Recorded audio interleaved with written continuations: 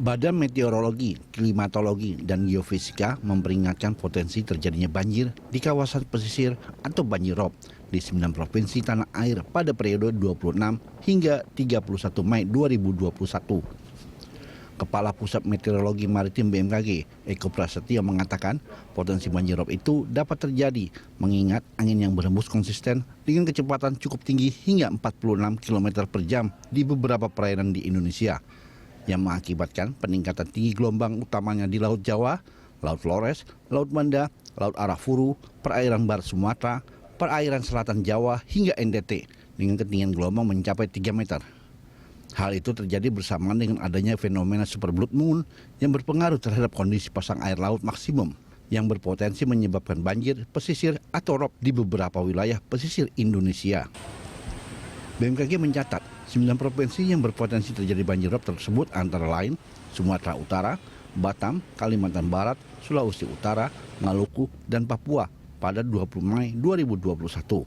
Selanjutnya, pada 28 hingga 30 Mei, banjir rob berpotensi terjadi di wilayah Banten dan Jakarta. Sementara Jawa Tengah berpotensi terjadi banjir rob pada 29 hingga 31 Mei 2021. Eko menambahkan, potensi banjir pesisir ini berbeda waktu di tiap wilayah yang secara umum dapat mengganggu aktivitas keseharian masyarakat di sekitar pelabuhan dan pesisir, seperti aktivitas bongkar muat di pelabuhan, aktivitas di pemukiman pesisir, serta aktivitas tambak garam dan perikanan darat. Untuk itu, masyarakat dihimbau waspada dan siaga untuk mengantisipasi dampak dari pasang maksimum air laut, serta memperhatikan update informasi cuaca maritim dari BMKG. Tim Liputan, Berita 1, Jakarta. 9 provinsi waspada banjir rob. Masyarakat dihimbau waspada dan siaga untuk mengantisipasi dampak dari pasang maksimum air laut. Dan untuk membahasnya, pemirsa, kita sudah terhubung dengan Kepala Pusat Meteorologi Maritim BMKG, Eko Prasetyo. Kami juga mengajak Anda untuk berinteraksi bersama kami melalui nomor telepon yang tertera di layar televisi Anda. Selamat pagi, Pak Eko. Selamat pagi, Mbak Nastiti. Pak Eko, ini banjir rob ini kan banjir yang disebabkan dari air laut yang permukaannya naik atau airnya berasal dari laut. Artinya ini hanya melanda di pesisir sajakah? Kenapa ini hanya 9 provinsi? Bagaimana dengan daerah yang bukan pesisir? Ya. Baik, Mbak Nastiti. Memang ini kan dampak dari fenomena astronomi. Ya, untuk tahun ini memang terjadi 3 kali yang berkaitan dengan fenomena super blood moon, ya, atau mungkin bulan purnama dengan keistimewaan-keistimewaan. Di antaranya adalah bulan yang nampak lebih besar, kemudian juga ada warna kemerahan. Ini dibarengi dengan adanya pengaruh potensi banjir pesisir. Sebetulnya tidak hanya 9 saja. Yang kami petakan justru 12 wilayah, ya, yang menjadi potensi. 12 provinsi maksudnya, Pak Eko? Betul, 12 provinsi yang bisa berpotensi terdampak banjir pesisir atau banjir rob akibat fenomena dari super blood moon. Oke. Ya. Kalau sebentar, Pak Eko, kalau kita dari 9 provinsi yang sudah diumumkan oleh BMKG kemarin, itu kan tanggal 26 Mei, artinya kemarin banjir rob berpotensi terjadi di Sumatera Utara, Batam, Kalimantan Barat, Sulawesi Utara, dan juga Maluku serta Papua. Apakah potensi itu memang sudah terjadi saat ini? Untuk seperti contoh di Provinsi Banda Aceh sudah terjadi kemarin mulai jam 10 pagi hingga jam 12 siang. Kemudian juga beberapa wilayah di Sumatera Utara, diantaranya di pesisir Belawan, itu juga sudah terjadi. Kemudian juga di beberapa wilayah di Kepulauan Riau, di sekitar Batam. Kemudian juga di beberapa wilayah Banten, nampaknya sudah ada laporan terjadinya banjir pesisir ini. Juga di pesisir utara Jawa Tengah, ya, di Pemalang, kemudian di sekitar Tegal, itu juga sudah ada laporan. Juga di pelabuhan Tanjung Perak Surabaya, sepanjang Jalan Kalimas mulai jam 10 pagi hingga jam 12 siang kemarin juga terendam air. Juga di beberapa wilayah NTB sudah ada laporan untuk banjir pesisir ini. Kalau bicara Banten, apakah juga terjadi di Jakarta? Ini prediksi BMKG 28 hingga 30 Mei potensi terjadinya banjirop. Ya, Perlu diketahui oleh masyarakat, banjir pesisir ini memang faktor utamanya adalah adanya pasang maksimum ya di pesisir utamanya Jakarta Utara. Namun juga ada pengaruh meteorologis, yaitu kecepatan angin yang cenderung meningkat. Bahkan kalau kemarin sekitar 46 hingga 50 km per jam, ini bisa meningkat lagi. Dampaknya apa? Tinggi gelombang di Laut Jawa cenderung naik 2 hingga 2,5 meter. Ini ketika berakumulasi dengan pasang maksimum, ini akan berdampak pada masuknya air laut di sepanjang pesisir. Di mana kawasan yang paling tinggi, Pak? Kalau tadi di Jawa 2 sampai 3 cm, di mana yang permukaan lautnya lebih tinggi? Bukan, yang saya maksud adalah tinggi gelombang laut, ya 2 hingga 2,5 meter, yang bersuperposisi dengan fenomena pasang maksimum ya air laut di beberapa wilayah. Itu Mbak Nastiti. Oke, baik. Jadi artinya banjirop ini terjadi, satu adalah fenomena super blood moon yang kemarin sama-sama kita saksikan. Kemudian yang kedua, kecepatan angin yang membuat gelombang di laut semakin tinggi. Iya. Baik. Itu di Laut Jawa. Ya, itu di Laut Jawa saja? Iya, tapi kalau kita lihat di pesisir atau di Laut Sumatera Utara itu bahkan bisa mencapai 4 meter. Kemudian Sumatera bagian barat juga bisa mencapai 4 meter. Kemudian di sebelah barat Lampung juga bisa mencapai 4 meter. Di selatan Selat Sunda juga bisa mencapai 4 meter. Dan jadi, itu perkiraan terjadi dari tanggal 26 Mei sampai tanggal 31 nanti? Betul, ya. Kapan banjirop tersebut akan turun, Pak? Di beberapa wilayah juga sudah semakin atau berangsur turun ya. Karena memang ada fenomenanya itu di tanggal 26 dan 27. Ada yang 26 saja, ada yang mulai tanggal 28 Mei ya.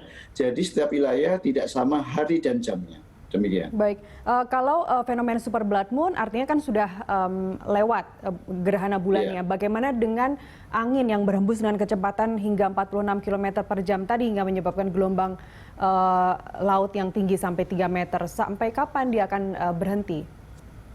Ya, memang dari pantauan kami, dari analis kami, hingga 3 hari mendatang masih cukup kuat berhembus untuk kecepatan angin dengan kecepatan 46 hingga 50 km per jam. Demikian, Mbak Nastiti. Baik, kalau kita bicara skala kerusakan, Pak Eko, mana yang skalanya lebih besar? Banjir rob kah atau banjir bandang, banjir lumpur, mana yang skalanya terberat? Ya, banjir rob kan mengalir energinya tidak terlalu dahsyat ya. Dia pelan-pelan sesuai dengan fase pasang maksimumnya.